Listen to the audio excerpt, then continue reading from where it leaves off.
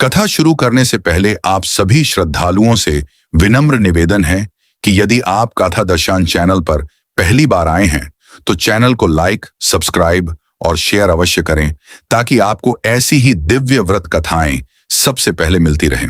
अब पूरी श्रद्धा और विश्वास के साथ रविवार व्रत कथा का श्रवण करें।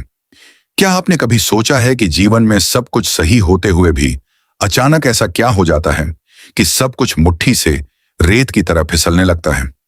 क्या कभी ऐसा महसूस हुआ है कि आप मेहनत तो पूरी कर रहे हैं लेकिन भाग्य का दरवाजा है कि खुलने का नाम ही नहीं ले रहा?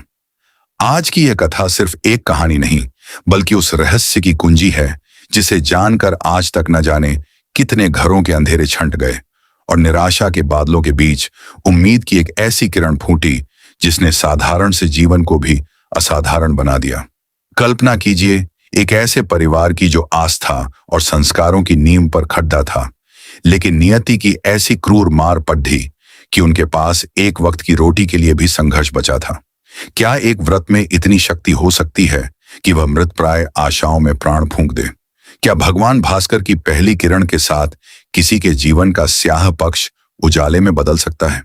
इस कहानी में एक ऐसा मोड़ है जिसके बारे में आपने पहले कभी नहीं सोचा होगा और एक ऐसा रहस्य है जो सबसे अंत में खुलेगा। आज हम जिस यात्रा पर निकलने वाले हैं वह आपको आपके भीतर के उस खोए हुए विश्वास से मिलाएगी जिसे आपने कहीं पीछे छोड़ दिया था। क्या वह रहस्य जिसे सदियों से छुपाया गया था आज आपके सामने प्रकट होगा? क्या वह चमत्कार किसी के भी जीवन में घटित हो सकता है जो पूरी श्रद्धा के साथ इस रविवार की कथा को सुनता है? यह जानने के लिए कि उस परिवार पर क्या विपत्ति आई और कैसे सूर्यदेव की असीम अनुकंपा ने उनके जीवन का नक्शा ही बदल दिया, आपको मेरे साथ इस कथा के अंत तक बने रहना होगा, क्योंकि जो रहस्य आज खुलने वाला है वह आपकी जीवन दृष्टि को हमेशा के लिए बदल कर रख देगा। बहुत समय पहले की बात है। दूर कहीं पहाड़ों की तलहटी में बसा हुआ एक छोटा सा गांव था जिसका नाम था स्वर्णपुर। नाम तो स्वर्णपुर था, लेकिन वहां रहने वाले लोगों का जीवन संघर्षों की मिट्टी से सने हुए थे। इसी गांव के बाहरी छोर पर एक जर्जर सी कुटिया थी जिसमें आर्यमित्र नाम का एक युवक रहता था। आर्यमित्र देखने में अत्यंत सौम्य और शांत स्वभाव का था। उसकी आंखों में एक ऐसी चमक थी जो विपरीत परिस्थितियों में भी हार न मानने का साहस देती थी। उसके परिवार में उसकी पत्नी वैदेही और एक छोटी सी बेटी अद्विका थी। आर्यमित्र दिन भर खेतों में कठोर परिश्रम करता था, लेकिन फिर भी घर की स्थिति सुधरने का नाम नहीं ले रही थी। कभी सूखा पड्डीडीएच जाता तो कभी फसल में कीड़े लग जाते, मानो प्रकृति भी उनकी परीक्षा ले रही थी। एक समय ऐसा आया जब लगातार 3 वर्षों तक गांव में पानी नहीं बरसा। कुएं सूख गए, नदियां नाले बन गईं और हर तरफ हाहाकार मच गया। आर्यमित्र के खेत भी बंजर हो गए थे। अब हालात यह हो गए थे कि कई दिनों तक घर में चूल्हा भी नहीं जलता था। वैदेही जो एक अत्यंत पतिव्रता और धैर्यशील स्त्री थी, वह अपने पति के चेहरे पर छाई चिंता की लकीरों को देखकर अंदर ही अंदर घुटती रहती थी। वह समझती थी कि आर्यमित्र जो बाहर से शांत है वह भीतर से किसी गहरे तूफान से जूझ रहा है।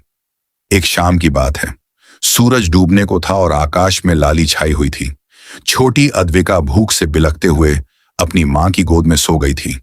आर्यमित्र एक पत्थर पर बैठा दूर क्षितिज को निहार रहा था। उसकी आंखों से आंसू छलक आए थे। उसने आसमान की ओर हाथ जोड़कर कहा, हे प्रभु, क्या यही मेरे कर्मों का फल है कि एक पिता अपनी बेटी को भरपेट भोजन भी नहीं दे सकता? तभी उसे कहीं दूर से एक वृद्ध संत की आवाज सुनाई दी। वह संत गांव की सीमा पर स्थित एक प्राचीन पीपल के पेड़ के नीचे बैठे थे। आर्यमित्र ने सोचा कि हो सकता है संत जी को भूख लगी हो, तो उसने अपने पास बचा हुआ आखिरी मुट्ठी भर दाना उनके चरणों में रख दिया। संत ने उसे देखा और मुस्कुराते हुए कहा, बेटा, तुमने मुझे तो भोजन दे दिया, लेकिन क्या तुमने कभी स्वयं के भीतर छिपे हुए उस सूर्य को पहचाना है जो तुम्हारी सारी समस्याओं का समाधान कर सकता है? आर्यमित्र हैरान होकर संत को देखने लगा और पूछा, महाराज, आप किस सूर्य की बात कर रहे हैं? मैं तो एक किसान हूं और सूर्य को तो मैं रोज उगते और डूबते देखता हूं। संत ने अपनी आंखें मूंद कर कहा, यह वही सूर्य है जो संसार को प्रकाशित करता है, और यदि कोई मनुष्य रविवार के दिन पूरी निष्ठा और सात्विक भाव से उस आदित्य की शरण में जाए तो उसका अंधकार भी प्रकाश में बदल जाता है। लेकिन महाराज, मैं तो इतना निर्धन हूं कि पूजन सामग्री तक नहीं ला सकता, तो मैं व्रत कैसे करूं? संत ने कहा, बेटा, सूर्य को केवल श्रद्धा चाहिए, किसी वैभव की आवश्यकता नहीं है। जो केवल मन की शुद्धि और सच्चे हृदय से रविवार का व्रत करता है, उसका कल्याण स्वयं भगवान सूर्य करते हैं। आर्य मित्र के मन में एक जिज्ञासा जागी कि यह व्रत कैसा है और इसका क्या रहस्य है। अभी वह संत से कुछ और पूछता कि तभी एक जोरदार गर्जना हुई और बिजली कड़की। तेज आंधी आने लगी। संत ने कहा, बेटा, समय आने वाला है, अब तुम अपनी नियति को बदल सकते हो। यह कहकर संत अचानक ओझल हो गए और आर्य मित्र हक्का बक्का रह गया। वहां केवल एक चमकता हुआ पत्थर रह गया था, जिसे देखकर आर्य मित्र की आंखें चौंधिया गईं। यह सब क्या था और वह रहस्य क्या है जिसे संत ने संकेत दिया था? क्या वह पत्थर कोई सामान्य वस्तु थी या किसी दैवीय आशीर्वाद का प्रतीक? जैसे ही आर्य मित्र ने उस पत्थर को छूने के लिए हाथ बढ़ाया, उसे ऐसा महसूस हुआ जैसे उसके शरीर में एक विद्युत तरंग दौड़ गई हो। उसे लगा जैसे कोई दिव्य शक्ति उसे पुकार रही हो। लेकिन तभी उसके घर से वैदेही की चीख सुनाई दी। अद्विका की तबीयत अचानक बहुत खराब हो गई थी। आर्य मित्र सब कुछ छोड़कर घर की ओर दौड़ा। उसे समझ नहीं आ रहा था कि वह क्या करे। पीछे मुड़कर उसने देखा तो वह चमकता हुआ पत्थर गायब था। अब उसके सामने एक तरफ अपनी मरणासन्न बेटी थी और दूसरी तरफ संत द्वारा बताई गई उस व्रत की आशा। क्या वह इस संकट के समय में उस पर विश्वास कर पाएगा? क्या सूर्यदेव उसकी पुकार सुनेंगे? अभी तो यह केवल शुरुआत थी। उस रात के बाद आर्य मित्र के जीवन में एक ऐसी घटना घटी जिसे देखकर पूरा गांव दंग रह गया। वह क्या था? क्या अद्विका बच पाई? क्या आर्य मित्र ने वह व्रत शुरू किया? यह रहस्य और भी गहरा होता जा रहा था। जब आर्य मित्र अपने घर पहुंचा तो वैदेही को रोते हुए देखा। अद्विका के शरीर का तापमान बहुत ज्यादा बढ़ गया था और वह बेहोश हो गई थी। कोई वैद्य आसपास नहीं था। आर्य मित्र हताश होकर जमीन पर बैठ गया। उसने फिर से आसमान की तरफ देखा और कहा, हे भगवान, यदि तुम अस्तित्व में हो तो मेरी बेटी को बचा लो। मैंने तुम्हारी शरण ली है। इसी समय घर के कोने में रखी एक पुरानी मिट्टी की मूर्ति अचानक चमक उठी। उस मूर्ति से एक ऐसा प्रकाश निकला जिसने पूरे कमरे को भर दिया। वैदेही चकित होकर देखने लगी। यह क्या चमत्कार था? क्या उस पत्थर का प्रभाव था या सूर्यदेव की कृपा? अभी तो कहानी का रहस्य खुलना बाकी है। वह रहस्य क्या है जो इस परिवार के साथ जुड़ा है और जो आने वाले समय में सब कुछ बदल देगा? अगले पड़ाव पर जब आप सुनेंगे तो जानेंगे कि कैसे आर्य मित्र को उस दिव्य संकेत का अर्थ समझ में आया। वैदेही की आंखों में आंसू थे, लेकिन वह प्रकाश अद्विका के शरीर में उतरता हुआ दिखाई दे रहा था। वह चमकती हुई मूर्ति का तेज धीरे धीरे कम हुआ और अद्विका की बंद आंखें हल्की सी फड़फड़ाई। आर्य मित्र, जो अभी कुछ क्षण पहले अपने भाग्य को कोस रहा था, अब स्तब्ध होकर यह सब देख रहा था। उसे समझ नहीं आ रहा था कि यह कोई भ्रम है या सचमुच कोई चमत्कार। तभी उसने महसूस किया कि कमरे के भीतर एक अजीब सी शांति छा गई है। वह जो घोर सन्नाटा था, वह एक दिव्य ऊर्जा में बदल गया था। आर्य मित्र धीरे से उठा और अपनी बेटी के पास गया। अद्विका की सांसें अब सामान्य हो चुकी थीं और उसका बुखार भी उतर गया था। उसने धीरे से वैदेही का हाथ पकड़ा और कहा, देखो वैदेही, लगता है प्रभु ने हमारी सुन ली है। वैदेही ने मूर्ति की ओर इशारा करते हुए कहा, स्वामी, यह क्या हुआ? यह मूर्ति अचानक कैसे चमकने लगी? क्या यह सूर्यदेव की ही कृपा है? आर्य मित्र ने झुककर उस मूर्ति को प्रणाम किया और कहा, वैदेही, मुझे लगता है कि उस संत ने सही कहा था। रविवार का व्रत केवल एक अनुष्ठान नहीं, बल्कि हमारे अस्तित्व का आधार हो सकता है। उस रात वे दोनों सो नहीं सके। उनके मन में उस रहस्यमयी संत के शब्द बार बार गूंज रहे थे। सुबह होते ही आर्यमित्र ने निश्चय किया कि वह उस स्थान पर वापस जाएगा जहां उसने संत से मुलाकात की थी। वह उस चमकते हुए पत्थर का रहस्य जानना चाहता था जो वहां से गायब हो गया था। सूर्योदय से पहले ही आर्यमित्र घर से निकल पड़ा। वह उसी पीपल के पेड़ के पास पहुंचा। वहां पहुंचकर उसने देखा कि वहां कोई नहीं था, लेकिन उस जमीन पर कुछ ऐसे चिन्ह बने थे जो किसी प्राचीन लिपि की तरह लग रहे थे। आर्यमित्र पढ़े लिखा तो नहीं था, लेकिन उसका अंतर्मन उसे उन चिन्हों की ओर खींच रहा था। जैसे ही उसने एक चिन्ह पर अपना पैर रखा, उसे एक गहरी गूंज सुनाई दी। वह गूंज उसके भीतर के डर को मिटा रही थी। तभी उसे एहसास हुआ कि यह चिन्ह किसी साधारण बात के नहीं, बल्कि एक मार्ग के सूचक हैं। क्या यह मार्ग उस धन की ओर जाता था जिससे उसकी गरीबी मिट सकती थी, या यह मार्ग आत्मज्ञान की ओर था? आर्यमित्र उस पगडंडी पर चल पड़ा जो जंगल के घने हिस्से की ओर जाती थी। चलते चलते दोपहर हो गई। सूरज अपनी पूरी तपन पर था। गर्मी के कारण उसका गला सूख रहा था, लेकिन उसे प्यास महसूस नहीं हो रही थी। उसे लग रहा था जैसे कोई अदृश्य शक्ति उसे सहारा दे रही है। अचानक सामने एक गुफा दिखाई दी। उस गुफा के द्वार पर सूर्य का एक बड़ा सा प्रतीक बना हुआ था। आर्यमित्र डरते हुए अंदर गया। अंदर का दृश्य देखकर वह दंग रह गया। वहां दीवारों पर सूर्य के विभिन्न स्वरूपों के चित्र बने थे। एक कोने में वही पत्थर रखा था जो उसे उस दिन संत के पास दिखाई दिया था। वह पत्थर अब एक मंद रोशनी में चमक रहा था। आर्यमित्र ने उसके पास जाकर देखा तो उस पर कुछ शब्द लिखे थे।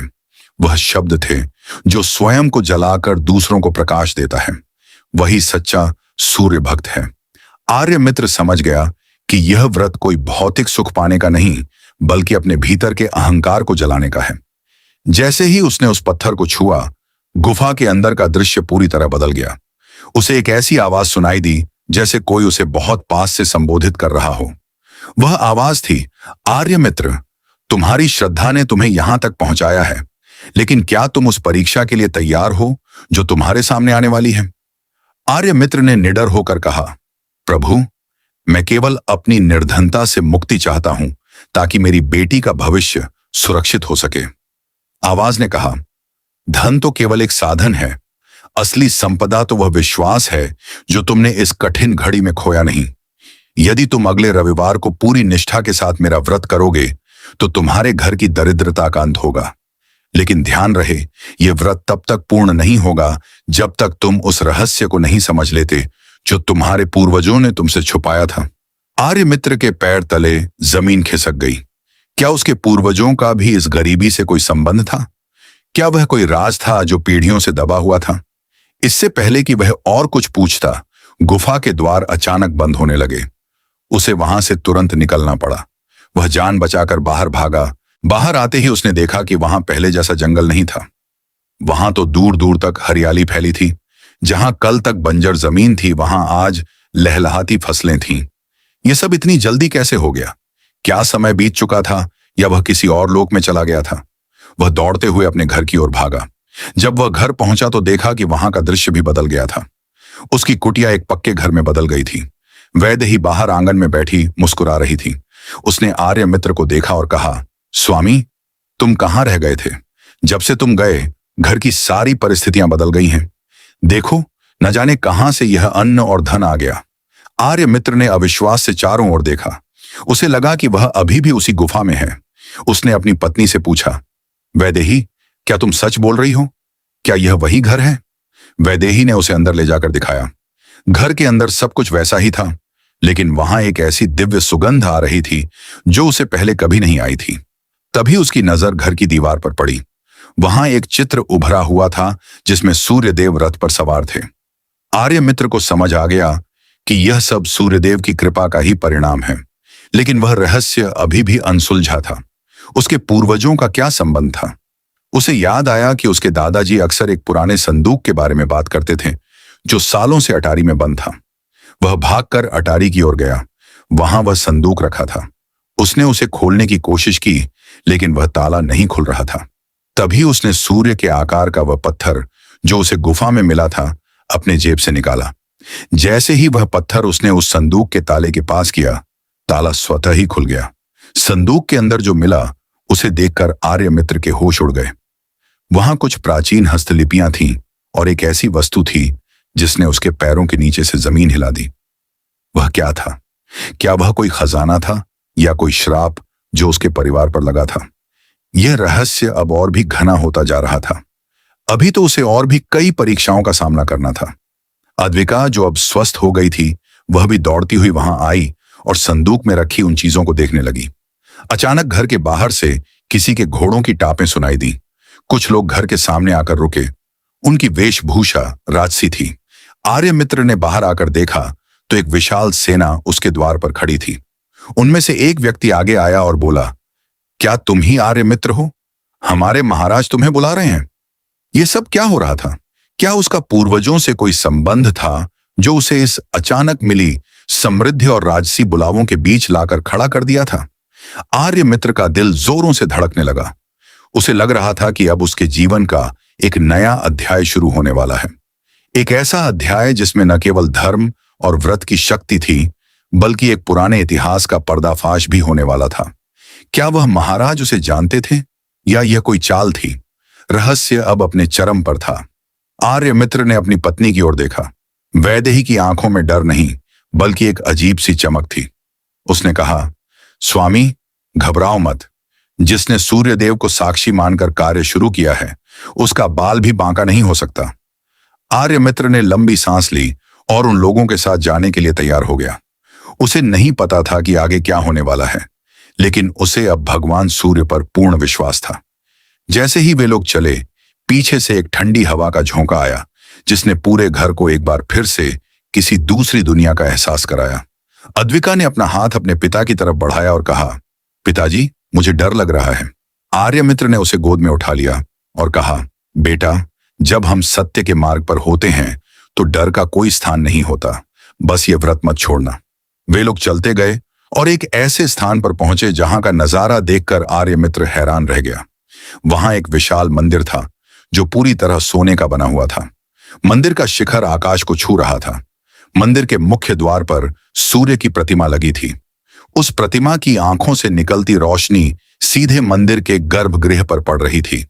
आर्यमित्र ने महसूस किया कि यह मंदिर उसके गांव से बहुत दूर है, फिर भी वह यहां कैसे पहुंच गया। वह लोग उसे सीधे मंदिर के अंदर ले गए। वहां एक राजसी वेशभूषा में व्यक्ति बैठा था, जो बिल्कुल आर्यमित्र जैसा दिखता था। आर्यमित्र उसे देखकर दंग रह गया। यह क्या था? क्या वह उसका कोई जुड़वा भाई था या कोई और? उस व्यक्ति ने मुस्कुराते हुए कहा, आर्यमित्र, तुम्हें बहुत समय लगा यहां आने में। अब समय आ गया है कि तुम उस रहस्य को जान लो जिसे तुम्हारे पूर्वजों ने वर्षों से छुपा कर रखा था। तुम जानते हो कि सूर्य की पहली किरण जब धरती पर पड़ती है तो वह क्या संदेश लाती है? आर्यमित्र ने चुपचाप सिर झुका दिया। वह व्यक्ति आगे बढ़ा और उसने अपना हाथ आर्यमित्र के कंधे पर रखा। आर्यमित्र को अपने पूरे शरीर में एक अद्भुत ऊर्जा का संचार महसूस हुआ। वह व्यक्ति बोला, यह मंदिर और यह सारी संपत्तियां जो तुमने देखी हैं, ये सब तुम्हारी नहीं, बल्कि सूर्यदेव की धरोहर हैं जो तुम्हें सौंपी गई हैं। तुम केवल एक रक्षक हो। अगर तुमने इस व्रत की मर्यादा को कभी तोड़ा तो यह सब पलक झपकते ही नष्ट हो जाएगा। आर्यमित्र को अब समझ आने लगा था कि उसके सामने कितनी बड़ी जिम्मेदारी है। उसने पूछा, आप कौन हैं और मुझे यह सब क्यों बताया जा रहा है? वह व्यक्ति चुप रहा और धीरे धीरे धुएं में विलीन हो गया। मंदिर में सन्नाटा छा गया। आर्यमित्र अकेला वहां खड़ा था। तभी मंदिर की घंटियां अपने आप बजने लगीं। यह एक दिव्य संकेत था। उसने वहां मौजूद उस प्राचीन वेदिका पर मथा टेका। उसे आभास हुआ कि रविवार का व्रत केवल पूजा नहीं, बल्कि एक जीवन जीने का तरीका है जो इंसान को मिट्टी से उठाकर आसमान तक पहुंचा सकता है। वह वापस अपने घर की ओर चल पड़ा, लेकिन रास्ते में उसे एक ऐसी चीज मिली जिसने उसकी सोच को हिलाकर रख दिया। रास्ते में एक अंधे और लाचार वृद्ध को उसने देखा। उस वृद्ध के हाथ में वही पत्थर था जो उसे मिला था। वृद्ध ने कहा, क्या तुमने अपना मार्ग चुन लिया है? आर्यमित्र ने कहा, मैंने अपना धर्म चुन लिया है। वृद्ध हंसा और बोला, याद रखना, जिस दिन तुमने खुद को ऊपर समझा, उस दिन तुम फिर से नीचे गिर जाओगे। रविवार का व्रत केवल सूर्यदेव को नहीं, बल्कि उस सूर्य को नमन है जो हर मनुष्य के भीतर जल रहा है। आर्यमित्र के मन में एक गहरा भाव आया। उसने उस वृद्ध को प्रणाम किया और अपने घर की ओर बढ़ने लगा। घर पहुंचते ही उसने देखा कि सारा वातावरण बदल गया था। वहां कुछ लोग एकत्रित थे जो उससे मदद मांग रहे थे। आर्यमित्र ने बिना किसी हिचकिचाहट के उन सभी की सहायता की। वह धीरे धीरे गांव का सबसे सम्मानित व्यक्ति बन गया। लेकिन उसके मन में अभी भी वह सवाल था, वह रहस्य क्या था जो उसे पूरा नहीं पता चला था। उसे लग रहा था कि यह तो अभी केवल एक हिस्सा है। उस संदूक की एक और चाबी अभी भी उसके पास नहीं थी। क्या वह दूसरी चाबी उसे मिलेगी? वह दूसरी चाबी क्या थी? ये जानने के लिए आपको अगला हिस्सा सुनना होगा, क्योंकि अब कहानी एक ऐसे मोड़ पर आने वाली है जहां से सब कुछ बदल जाएगा। उसने अपने घर के पिछले आंगन में एक और गुप्त दरवाजा देखा जो पहले कभी नहीं था। वह दरवाजा उसे बुला रहा था। जैसे ही उसने उसे खोलने का प्रयास किया, उसे अंदर से वैदेही की आवाज सुनाई दी, जो किसी से बात कर रही थी। लेकिन घर में तो केवल वही दोनों थे। तो वैदेही किससे बात कर रही थी? क्या वह कोई अनिष्ट था या कोई दैवीय चेतावनी? आर्यमित्र धीरे से दरवाजे के पास गया। वह क्या देख रहा था? उसे अपनी आंखों पर यकीन नहीं हो रहा था। आर्यमित्र की सांसें थम सी गईं।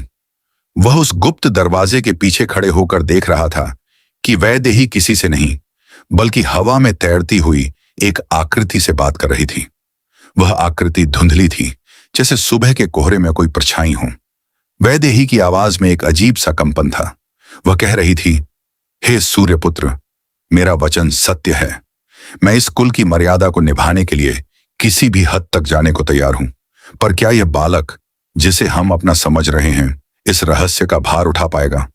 हवा में गूंजती हुई उस भारी आवाज ने उत्तर दिया, मर्यादा केवल रक्त से नहीं बल्कि संस्कारों से बंधी होती है। रविवार का व्रत ही इसकी एकमात्र परीक्षा है। यदि वह इस बार भी सफल रहा तो स्वर्णपुर का इतिहास फिर से लिखा जाएगा। आर्यमित्र को अपनी आंखों पर विश्वास नहीं हो रहा था। क्या वैदेही कोई साधारण स्त्री नहीं थी? क्या उसका जन्म किसी अलौकिक शक्ति से हुआ था? इतने वर्षों से उसने अपनी पत्नी के भीतर के इस रहस्य को क्यों नहीं पहचाना?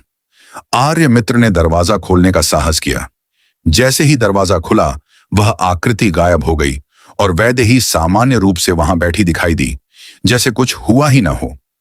उसने आर्यमित्र को देखा और बिना किसी आश्चर्य के कहा, आप आ गए? मैंने देखा था कि आप इस गुप्त द्वार तक पहुंचेंगे। अब समय आ गया है कि आपको सच पता चले। आर्यमित्र अंदर गया और बोला, वैदेही, ये सब क्या है? मैं अपनी पत्नी से बात कर रहा हूं या किसी दिव्य शक्ति से? तुम कौन हो? वैदेही ने एक गहरी सांस ली और कहा, आर्यमित्र, मैं इस प्राचीन मंदिर की रक्षक हूं। मेरे पूर्वज सूर्यदेव के भक्त थे और उन्होंने ही मुझे एक साधारण कन्या के रूप में इस कुल में भेजा था ताकि इस व्रत की गरिमा बनी रहे। यह जो समृद्धि तुमने देखी है, यह केवल एक झलक है। असली परीक्षा तो उस संदूक की दूसरी चाबी की है जो तुम्हें उस व्यक्ति के पास मिलेगी जिसे तुम आज तक अपनी गरीबी का कारण समझते आए हो। आर्यमित्र हतप्रभ था। वह व्यक्ति जिसे वह अपनी दरिद्रता का कारण समझता था, वह वास्तव में उसका मार्गदर्शक था। उसने तुरंत उस व्यक्ति के घर की ओर दौड़ लगाई। वह एक बूढ़ा भिखारी था जो वर्षों से उसके खेत के पास बैठता था। आर्यमित्र ने वहां पहुंचकर देखा कि वह बूढ़ा अब वहां नहीं था, केवल एक लकड़ी का बक्सा वहां पड़ा था। उसने बक्सा खोला तो उसमें वही दूसरी चाबी मिली। जैसे ही उसने उस चाबी को अपने गले में धारण किया, उसके मन के सारे संशय दूर हो गए। उसे याद आने लगा कि कैसे उसके पिता हमेशा सूर्योदय के समय एक मंत्र का जाप करते थे जिसे वह आज तक नहीं समझ पाया था। वह घर लौटा और रविवार के व्रत की पूरी तैयारी शुरू कर दी। यह कोई सामान्य पूजा नहीं थी बल्कि एक महायज्ञ था। गांव के सभी लोग आश्चर्य से देख रहे थे कि आर्यमित्र के घर से ऐसा तेज निकल रहा था जैसे साक्षात सूर्य का उदय हुआ हो। अचानक आकाश में काला धुआं छा गया और जोर जोर से गर्जना होने लगी। जैसे ही आर्यमित्र ने सूर्यदेव की आराधना शुरू की, घर के आंगन में एक गहरा गड्ढा हो गया। उस गड्ढे के नीचे से एक पुरानी स्वर्ण मुद्राएं निकली जो सदियों से दबी हुई थी। लोग कहने लगे कि आर्यमित्र को खजाना मिला है, लेकिन वह जानता था कि यह खजाना नहीं बल्कि उसके निष्काम कर्म और श्रद्धा का फल है। उसने सारा धन गांव की भलाई के लिए दान कर दिया। इस दान ने उसे एक साधारण इंसान से एक परोपकारी महापुरुष बना दिया। पर अभी भी एक बाधा बाकी थी। एक दुष्ट राजा जिसे पता चल गया था कि स्वर्णपुर में कोई अलौकिक शक्ति का वास है, उसने अपनी सेना भेज दी। वह चाहता था कि वह खजाना और वह दिव्य शक्ति उसके कब्जे में हो। आर्यमित्र के सामने अब दो रास्ते थे, या तो वह भाग जाए या अपनी आस्था के लिए लड़े। उसने हाथ में सूर्य का प्रतीक लिया और निडर होकर राजा की सेना के सामने खड़ा हो गया। जैसे ही सेना आगे बढ़ी, अचानक तेज हवाएं चलने लगीं और सूर्य की किरणें ऐसी तीक्ष्ण हो गईं कि सेना के सैनिक अपनी आंखें नहीं खोल सके। यह एक चमत्कार था जो वहां उपस्थित सभी ने देखा। राजा के सैनिक डरकर भाग गए। आर्यमित्र ने सूर्यदेव को नमन किया। उसने महसूस किया कि व्रत का फल शक्ति नहीं बल्कि बुराई पर अच्छाई की विजय है। उसने पूरे गांव में रविवार के व्रत का महत्व फैलाया। धीरे धीरे पूरा स्वर्णपुर एक धार्मिक और समृद्ध केंद्र बन गया। लोग दूर दूर से वहां आने लगे और अपनी परेशानियों का समाधान पाने लगे। आर्यमित्र अब बूढ़ा हो चला था, लेकिन उसके चेहरे पर आज भी वही चमक थी। उसने अपने बच्चों को भी वही संस्कार दिए। लेकिन एक रात जब वह गहरी नींद में था, उसे फिर से वही सपना आया। उस सपने में सूर्यदेव साक्षात खड़े थे और कह रहे थे, आर्यमित्र, तुम्हारा समय अब पूरा होने को है। क्या तुम अंतिम रहस्य को जानने के लिए तैयार हो, जो मृत्यु के बाद ही प्रकट होता है? आर्यमित्र का हृदय धड़कने लगा। क्या मृत्यु के बाद भी कोई जीवन है? क्या वह फिर से सूर्यदेव के धाम में जाएगा? यह सोचते हुए वह जाग गया। उसके पास वैदेही बैठी थी। उसने कहा, स्वामी, अब अंतिम समय आ गया है। हमें उस स्थान पर चलना होगा जहां से सब शुरू हुआ था। आर्यमित्र ने अपनी पूरी शक्ति बटोरी और धीरे धीरे चलने लगा। वह उसी पीपल के पेड़ के पास पहुंचा जहां उसने पहली बार उस संत को देखा था। अब वहां कोई पेड़ नहीं था, केवल एक दिव्य प्रकाश स्तंभ था। वह स्तंभ सीधे आकाश की ओर जा रहा था। आर्यमित्र ने वैदेही का हाथ पकड़ा और उस प्रकाश की ओर कदम बढ़ाया। क्या वे उस प्रकाश में समा जाएंगे? क्या उनका शरीर वहां से गायब हो जाएगा? लोग पीछे से देख रहे थे कि दो परछाइयां प्रकाश में मिल रही हैं। यह देखकर वहां उपस्थित सभी की आंखों से आंसू गिर रहे थे। यह एक अंत नहीं, बल्कि एक अमृतत्व की शुरुआत थी। उस दिन के बाद से स्वर्णपुर में कोई दुख नहीं रहा। लोगों ने रविवार के व्रत को अपने जीवन का हिस्सा बना लिया। कहानी अभी भी जारी है, क्योंकि यह रहस्य हर उस व्यक्ति के जीवन में घटित होता है जो पूरी श्रद्धा से इस व्रत को करता है। अगले भाग में हम जानेंगे कि उस अंतिम रहस्य का अर्थ क्या था, जो आर्यमित्र के जाने के बाद वहां की मिट्टी में समा गया। क्या कोई और भी था जो उस प्रकाश के पीछे का सत्य जान सका? क्या वह रहस्य अब भी वहां मौजूद है? अगला पार्ट आपको उस रहस्य के और करीब ले जाएगा, जिसे जानकर आप दंग रह जाएंगे। प्रकाश के उस स्तंभ में विलीन होते ही आर्यमित्र और वैदेही को एक अलग ही लोक का अनुभव हुआ। यह लोक स्वर्णपुर से बिल्कुल अलग था, जहां समय की गति का कोई बंधन नहीं था। वहां सब कुछ शांत, पवित्र और सात्विक था। आर्यमित्र ने देखा कि वहां न तो खेत थे, न कुटिया और न ही कोई सांसारिक अभाव। वहां चारों ओर केवल सूर्य की स्वर्णिम आभा फैली हुई थी। उसने पूछा, क्या यही वह धाम है जहां सूर्यदेव निवास करते हैं? वैदेही ने मंद मुस्कान के साथ कहा, स्वामी, यह हमारे अंतर्मन का वह लोक है जिसे हमने व्रत और साधना के माध्यम से अर्जित किया है। जिसे दुनिया मृत्यु कहती है, वह तो वास्तव में आत्मा का सूर्य के तेज में मिल जाना है। तभी वहां एक दिव्य ध्वनि गूंजी, जिसने पूरे वातावरण को आनंद से भर दिया। वह ध्वनि थी, आर्यमित्र, तुमने अपनी कठिन परीक्षाओं को पार कर लिया है। अब वह रहस्य सुनो जो तुम्हारे पूर्वजों ने तुमसे छुपाया था। आर्यमित्र ने हाथ जोड़कर अपना सिर झुका लिया। वह रहस्य यह था कि उसके पूर्वज कोई साधारण किसान नहीं थे, बल्कि वे एक ऐसे प्राचीन सूर्यवंशी कुल के रक्षक थे जिनका कार्य ही संसार में सत्य और धर्म का प्रकाश फैलाना था। समय के साथ वे अपने कर्तव्यों को भूल गए थे और इसी कारण वे गरीबी और संघर्ष के चक्र में फंस गए थे। रविवार का व्रत केवल एक पूजा नहीं, बल्कि उस प्राचीन विद्या को पुनर्जीवित करने का एक मार्ग था, जिसे भूलने के कारण उनका कुल अंधकार में चला गया था। आर्यमित्र ने वह विद्या पुनः प्राप्त कर ली थी। उसे समझ आया कि उसने जो भी सफलता प्राप्त की, वह केवल उस भूले हुए कर्तव्य का पालन करने का फल था। अचानक उसे अपनी पुत्री अद्विका का ध्यान आया। उसने पूछा, मेरी अद्विका का क्या होगा? क्या वह भी इस रहस्य को जान पाएगी? आवाज ने उत्तर दिया, अद्विका इस कुल की अगली रक्षक है। उसने जिस निष्ठा से रविवार का व्रत किया है, वह उसे ऐसे शिखर पर ले जाएगा जहां तक शायद ही कोई पहुंच सके। स्वर्णपुर के लोग अब अद्विका को ही अपना मार्गदर्शक मानेंगे। आर्यमित्र को अब कोई चिंता नहीं थी।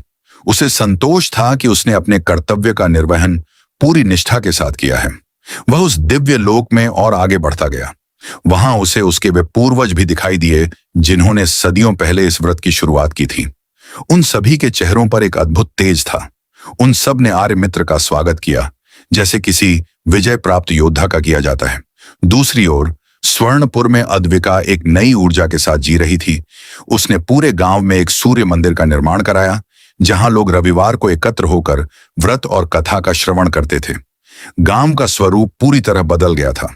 अब वहां गरीबी, रोग और शोक का कोई नामो निशान नहीं था।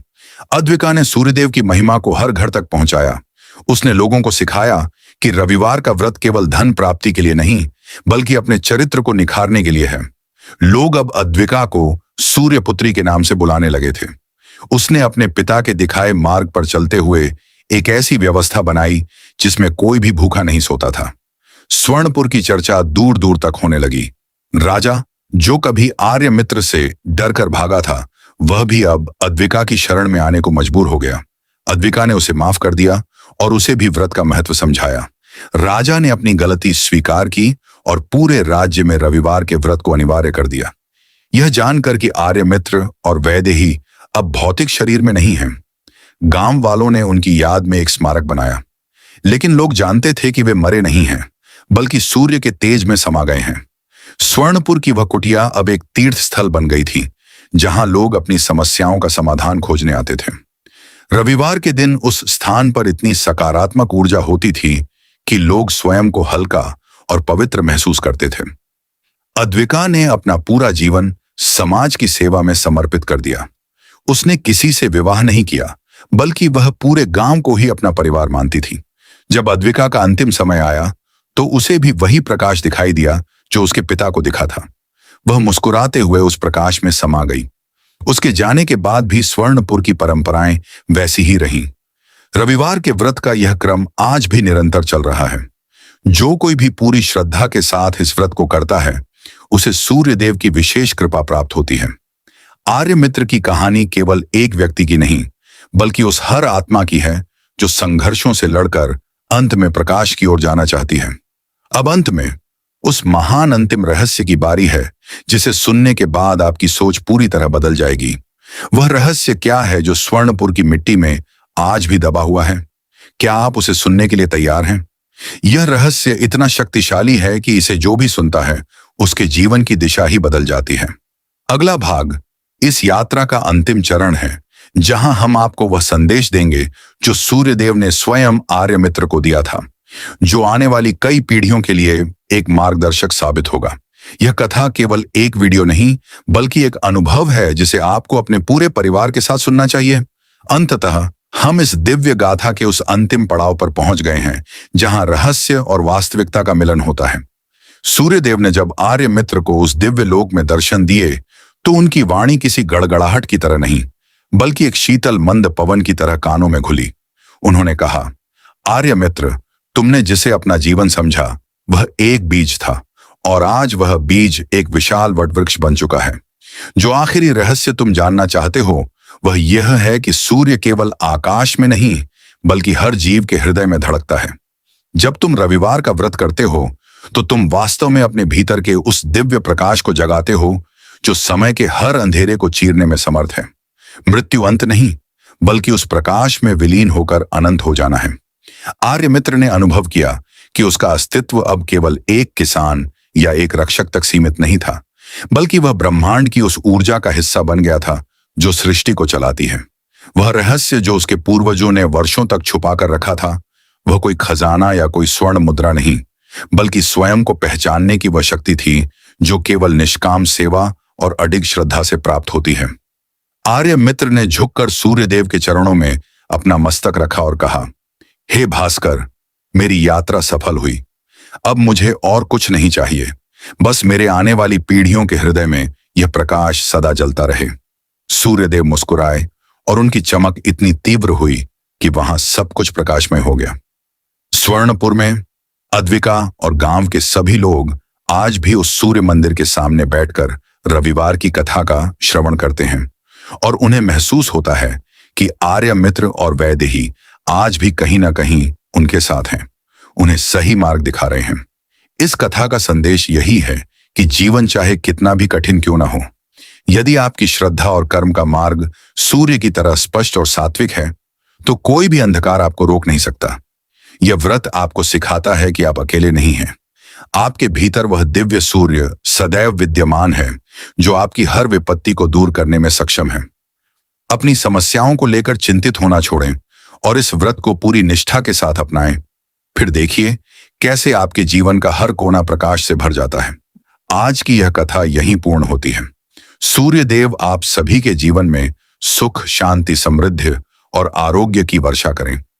यदि आप सभी को यह दिव्य व्रत कथा पसंद आई हो और आप चाहते हैं कि ऐसे ही प्रेरणादायक संदेश आप तक निरंतर पहुंचते रहें, तो आप सभी से विनम्र निवेदन है कि कैथा दर्शन चैनल को लाइक, सब्सक्राइब और शेयर अवश्य करें ताकि अधिक से अधिक लोग इस दिव्य ज्ञान का लाभ उठा सकें। भगवान भास्कर की कृपा आप सभी पर बनी रहे। जय हो सूर्यदेव भगवान की।